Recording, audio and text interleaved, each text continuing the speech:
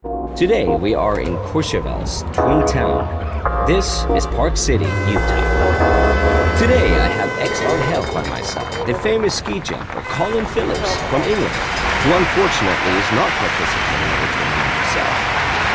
Next time I'll be competing again, that's for sure. We all hope that, and we keep our fingers crossed for it. The Nordic youngsters are ready to show their mettle on the jump.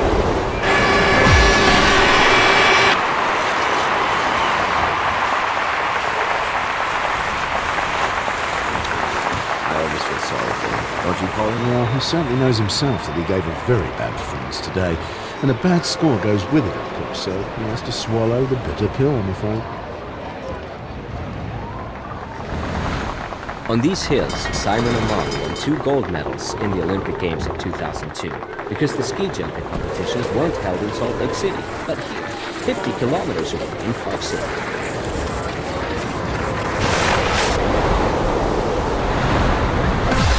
Disappointing. This tiny little hawk was astonishing. We're used to seeing him perform much better. Well, I can't understand either why he's so weak today.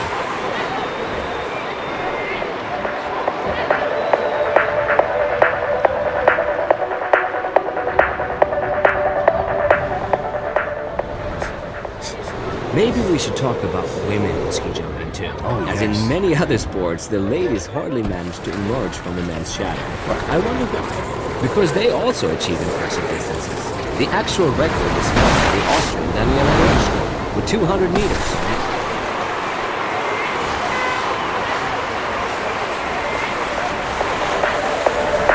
Well, this bad result is simply down to his terrible flying face. I wonder what the coach will tell him now. I suppose they'll do some extra practice on posture during the flight in the next training units. This one comes from the native country of ski jumping. A Norwegian is next, trying his luck.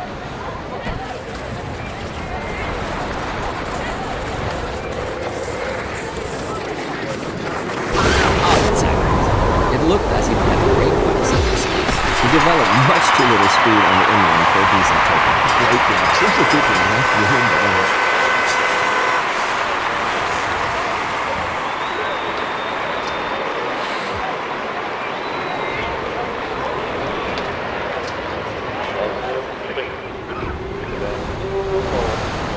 Have you ever considered a career in another discipline? Yeah, I really did.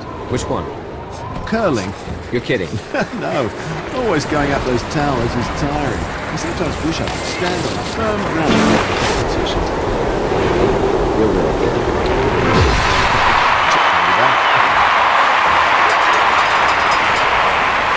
I wouldn't grudge him a really excellent performance for once, but he's simply not yet at that point, it seems. So the score is justified at this time, isn't it? Yeah, I'd never disagree with an expert like you, Mark. The skiing area around Park City is the biggest one in Utah. Park City, by the way, was founded at the end of the 19th century by miners who were looking for silver. The first skiing area was inaugurated directly after the end of the century in 1946.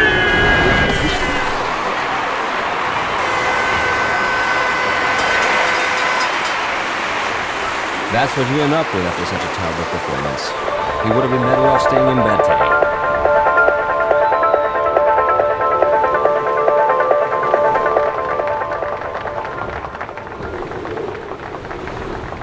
The skiers are confronted with a very strong crosswind today. The question is, who can cope best with these difficult conditions? Well, we'll soon find out.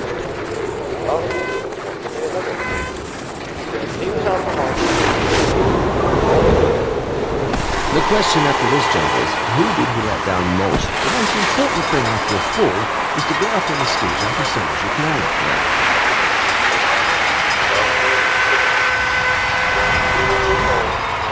You know, let's talk again about the sudden drop in performance in ski jumping.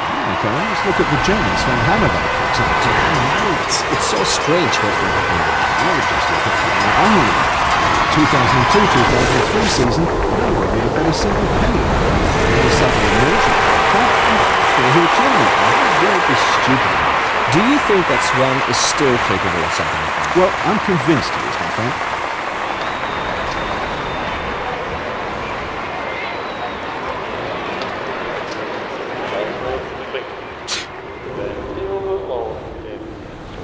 So this is the highest ski jump in Park City, Utah. The venue is exactly 2,237 meters in altitude. Gosh, you can feel it if you start up there in the market. Much more the altitude. You have to get used to it. I'm terrible. Well, he'll struggle to his feet again, I'm sure.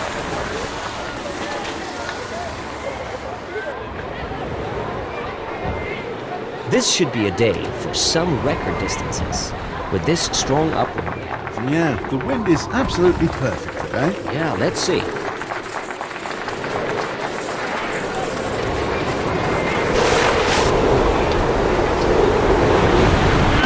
That obviously was a jump of a scaredy cat. I think I need to say things clearly in this case. Scaredy cat. Come on, Mark. A coward. No, he's not a coward. I know him pretty well. The jump simply didn't work out. He could improve, that's for sure.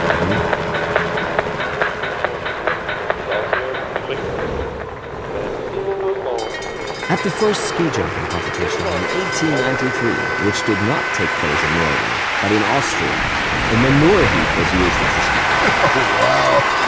God, that must have smelt really good. Fortunately, some things have changed in architecture.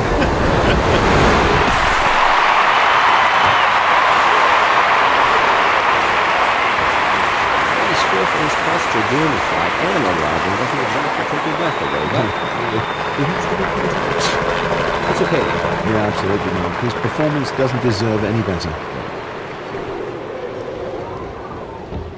Now there's a Slovene sitting at the start line. In a few seconds he'll be on the in-run. But before that he has to check his bindings again to make sure he won't lose his skis on takeoff. These things happen. He took off like meatloaf. No wonder. He won't be at the top. Well, I seem to remember that you once made a belly landing on Kim, Colin. Well, Mark, I don't really want to talk about that. Give it a rest.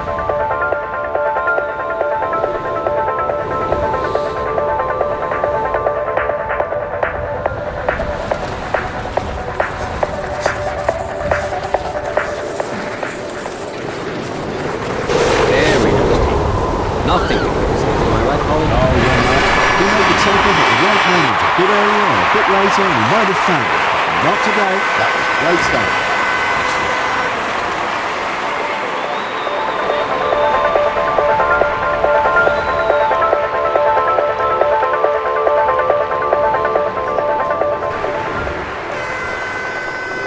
What do you think, Colin?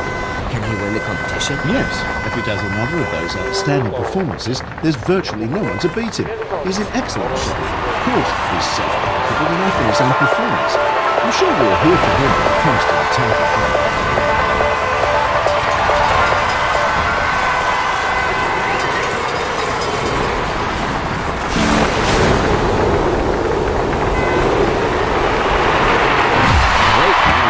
His many fans out there on the screens will be rejoicing. Absolutely, Mark. That looked really good. Excellent landing. You know, putting the skis parallel is an art in itself.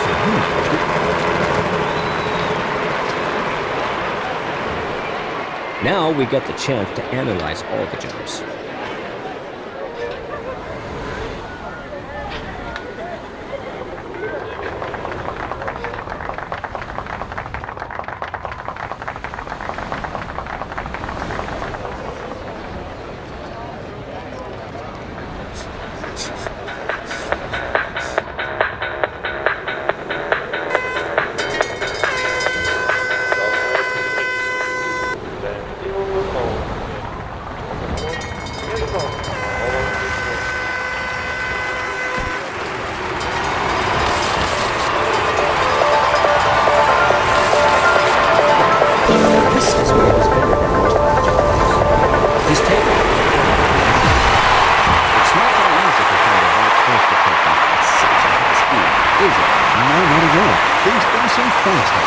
Sometimes have to feel intuitively when you have to take off, but he just did it perfectly.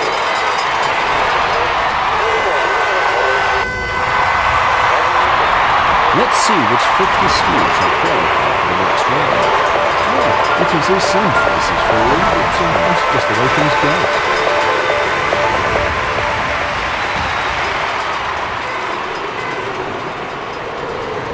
A rank among the top 20? Let's be honest, that guy isn't yet ready for it. He's one for the future, that's for sure, but his present collapse could be predicted, couldn't it? Well, I think so, but I suppose he knows that is how it happens too.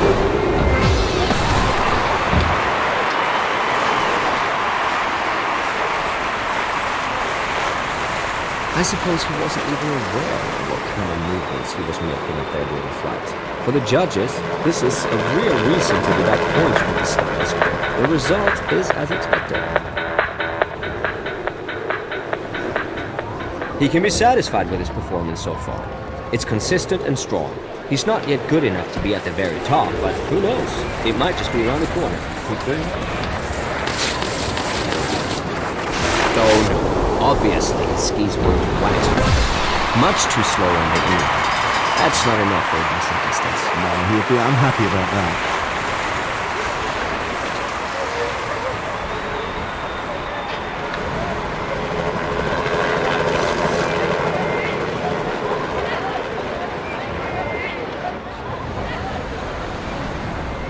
What's wrong with him, Colin? He seems to have lost his form. He'll have to take care not to slip further down the rankings. Yes, unfortunately, things like this can happen all too quickly in this sport. For a second, I was afraid he would flunk the takeoff, but he did it quite well. But you can do better. Of course he can. It wasn't perfect, but it was good. No, it was good.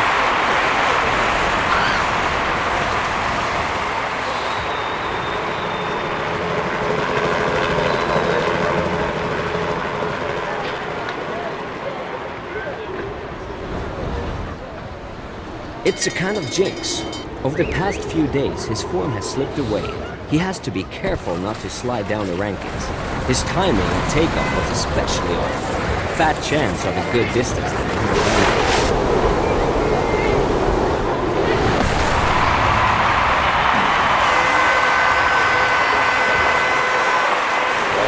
Well, you can be sure that he'll go to bed happy tonight. He made the most of his capabilities today. That was a decent performance, and a good result.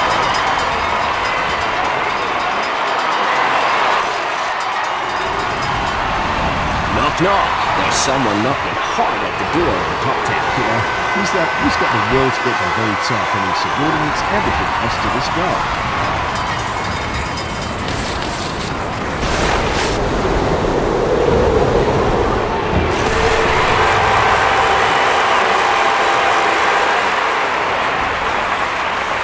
His fans at home can relax and lean back now. Everyone can be happy with his score.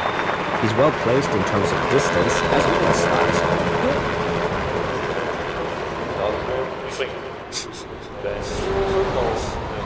What's going on down there? I can't see anything. Listen, I'll go and have a look.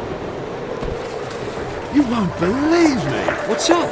A cow wandered onto the ice skating rink. That's unbelievable.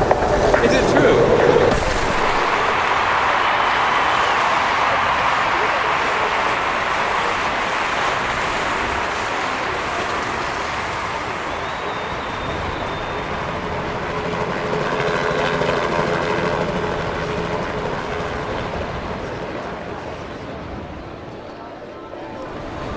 The Pole Adam Malach certainly has unpleasant memories of this place. In 2004, he had a bad accident whilst practicing for the World Cup. After his landing, he fell on the back of the head and was unconscious for 15 seconds. He was taken to the medical centre, where they gave him no cure. He only had concussion, fortunately. Today, he's consolidated his performance with another good jump. Excellent.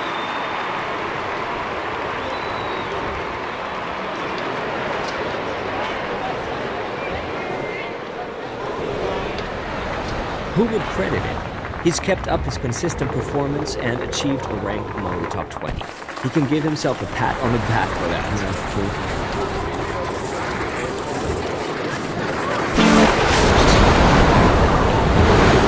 Timing, explosivity, everything was 100% perfect. The style score for the flight must be good if you want to get a good overall result. But for him, it didn't work out today.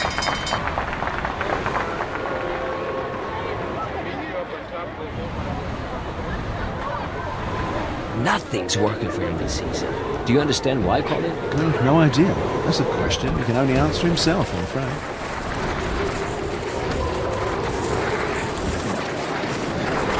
Whoops! What's that? Did he have any wax under his skis, Colin? I don't think so. He was too slow. He was much too slow. They could never have been a good jump back.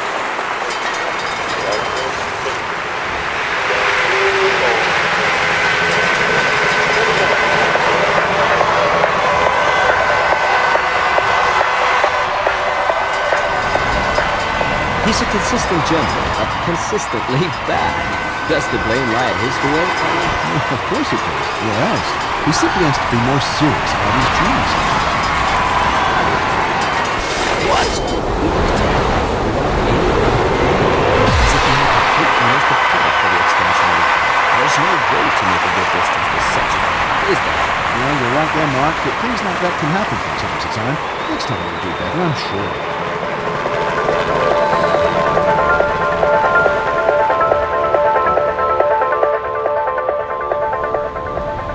At the beginning, the posture was much more important in ski jumping than the distance. Oh, no wonder. If you look at old pictures, the skiers are as straight as a ramrod.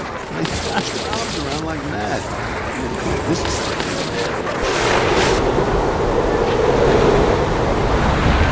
The first statistically recorded distance record in ski jumping was 23 meters, back in 1879. I'm not sure if you topped that one yet. Put your history books out again, yeah, Matt.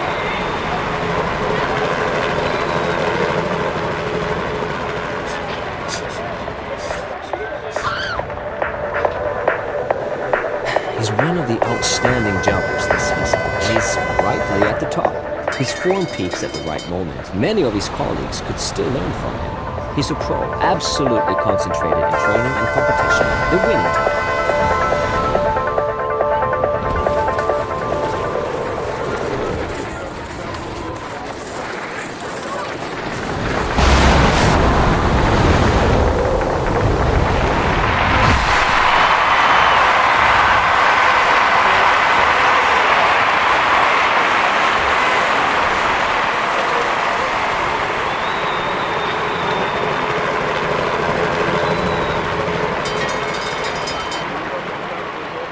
I think this is worth having a second look. Yes, Mark, I think that a closer analysis is always worthwhile.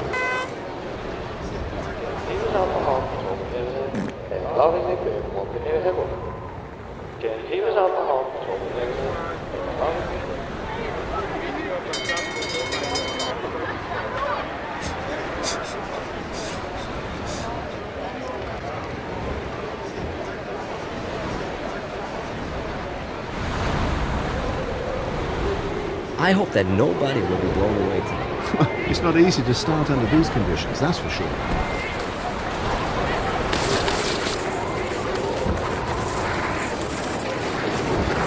He did well to master the most difficult phase in ski jumping, the takeoff. This might make for a good job.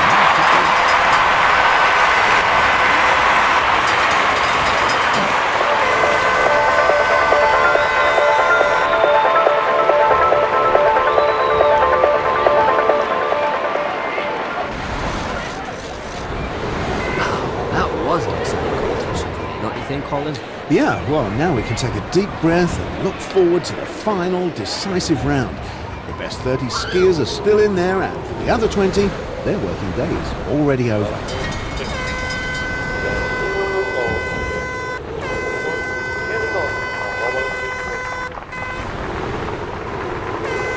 On these hills, Simon and Mark won 2 gold medals in the Olympic Games of 2002 because the ski jumping competitions weren't held in Salt Lake City, but 50 kilometers away in Park City.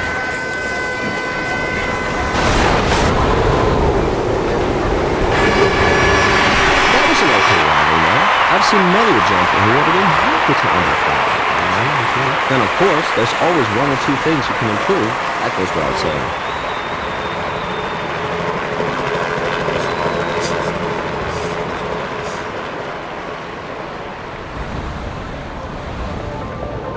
He told me before the competition that he had a good feeling. Is that enough to make it the top? Well, I don't think he'll make a top right now. but he has a lot of fight in him, and if he can improve a little bit, will certainly leave the midfield standing. Did you notice what effect the legs can have on the skis? He came down the run like a lame duck. The style score for the flight must be good if you want to get a good overall result, but for him, it didn't work out today.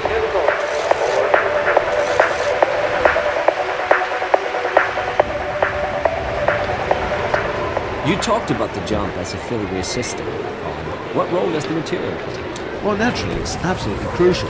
For example, if your angle of attack isn't perfect, even the wax mixture, that can spoil the process.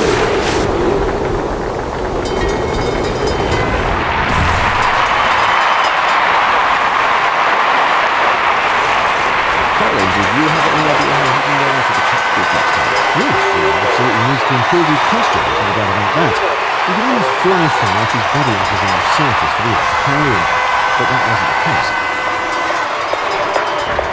There are still many skiers better than him, many who are worse. His performance and his attitude are right. He just needs a little bit of luck to find the top or a little bit of luck.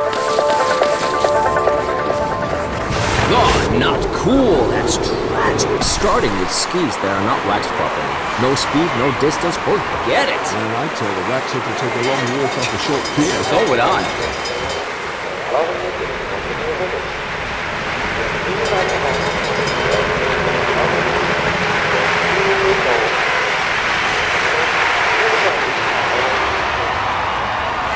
He's one of the skiers who pleasantly surprised the expected season. He always lived up to their expectations, and he didn't have a single fall this season. Well, last year was quite a different story. Now he's become a really good skier.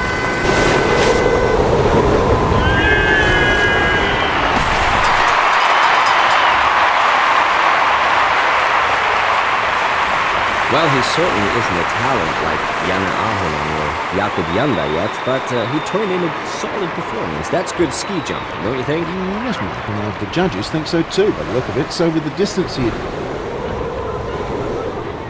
No one would have bet on him before this season, but things have changed. He's turning in a good performance, and surely no one will ever underestimate him again. So he's among the top 20. He's doing well. Yeah, good enough.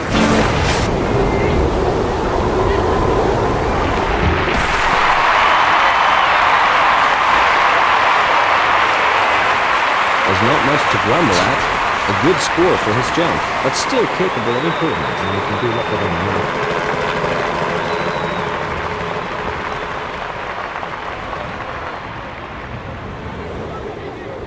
What would you tell someone to convince him about the sport? Well, that's a difficult one. I'd say that ski jumping is not a sport, it's an art, or philosophy, or religion.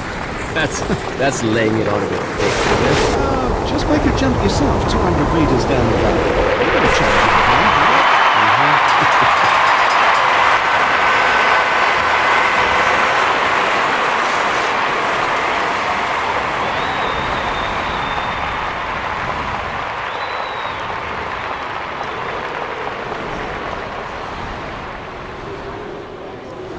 This is Japan's great hope for the competition.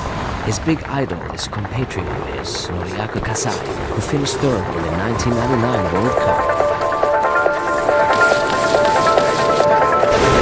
Oh, what's he doing there? That was not a takeoff, that was a catastrophe. Oh yeah, it's a real catastrophe. It's a long time since I've seen anything like that. Makes me want to cry, Mark.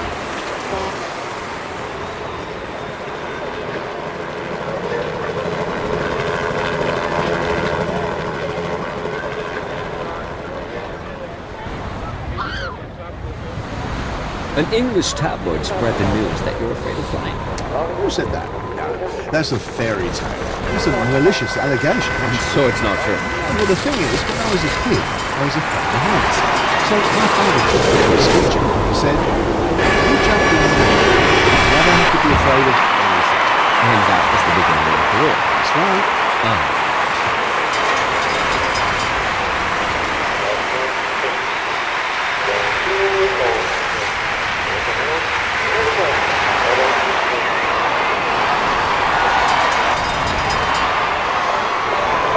So this is the highest ski jump in Park City, Utah. The venue is exactly 2,200 skiers have done so.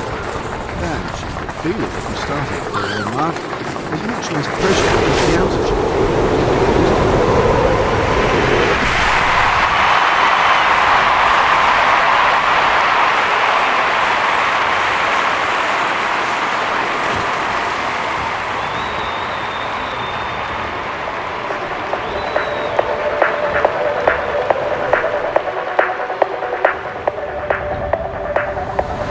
The upwind might give wings to the skiers today. I can assure you that we'll see some good distances, and I wouldn't be surprised if the record was beaten.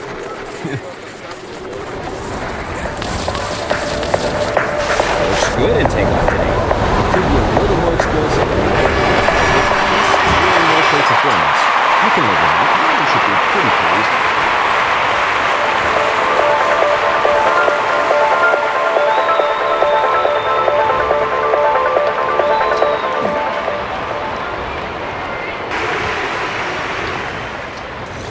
He's one of the outstanding jumpers this season, and he's rightly at the top. His form peaks at the right moment. Many of his colleagues could still learn from him. He's a pro, absolutely concentrated in training and competition. The winning type.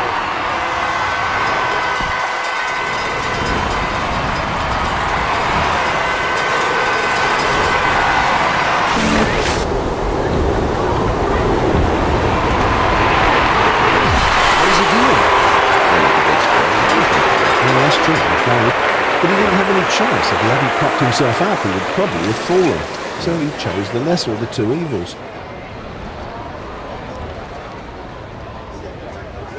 Let's have another look at the replay. Maybe we overlooked some details. Could be.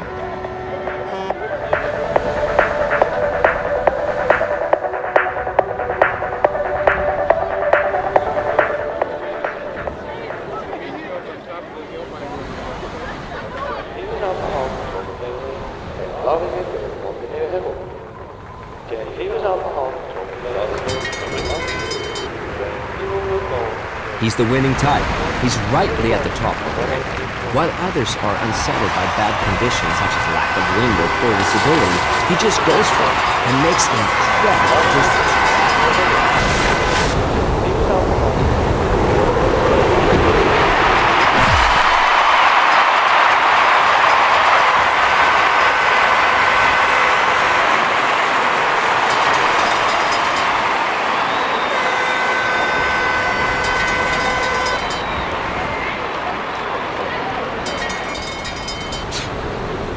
Let's have a look at the overall ranking after this fascinating competition. Yes. The winners' fans are cheering, but the skiers on the second and third place can be satisfied too with their performance today, I think. And thanks to all the others who made today such an enjoyable day. So we'll see you next time. Mark Rafferty and the British ski jumping star Colin Phillips say goodbye to you now. Oh, well, next time I prefer to be up there on the ski jump myself, Yes. Mark. Looking forward to it. Bye, everyone. Bye.